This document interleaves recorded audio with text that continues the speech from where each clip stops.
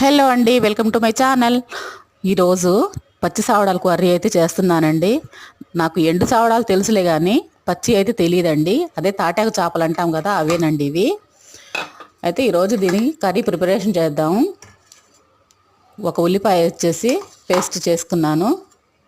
ఇప్పుడు కర్రీ చేద్దామండి. ఒక పెద్ద నిమ్మకాయ సైజ్ అంతా చింతపండు కూడా నానబెట్టుకోవాలి ఫస్టే. ఇప్పుడు బాండీలో ఆయిల్ పోసి ఉల్లిపాయ పేస్ట్ వేసాను. తర్వాత 2 పచ్చిమిర్చి, పసుపు వేసి వేయించుకోవాలండి.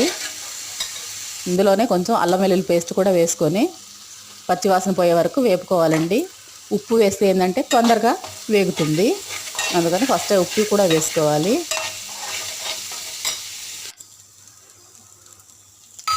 కర్రీకి సరిపడా కారం అండి.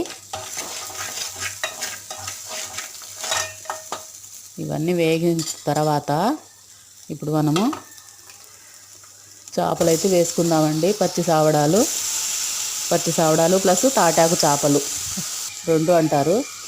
ఇది ఫస్ట్ టైం చేస్తున్నాను, ఫస్ట్ టైం చూస్తున్నాను ఈ పచ్చి సావడాలు అయితే. ఇది కర్రీ ఎలా ఉంటుందో చూద్దాము. అది కొంచెం ఒక 5 నిమిషాలు వేగిన తర్వాత, మగ్గిపోయిన తర్వాత చింతపండు పులుసు వేసానండి. చింతపండు పులుసు వేసి కొంచెం గరిటెతో అది ముక్క చెదరకుండా, అంటే ఇప్పుడు వేసాం కాబట్టి మనం గరిటె పెట్టొచ్చు, తర్వాత పెట్టామనుకోండి ఖీర్ అయిపోతుంది అది. అందుకని జాగ్రత్తగా చేసుకోవాలి ఈ కర్రీ అయితే. పచ్చి సావడాలు మీ అందరికీ తెలిసి ఉంటుంది, కానీ నేనైతే ఫస్ట్ టైం చూస్తున్నాను అండ్ చేస్తున్నాను. మూత పెట్టి పులుసు మరగనిద్దామండి. చూడండి పులుసు ఎలా మరిగిందో.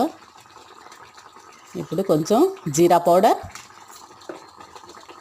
దాంట్లోనే మళ్ళీ ధనియా పౌడర్,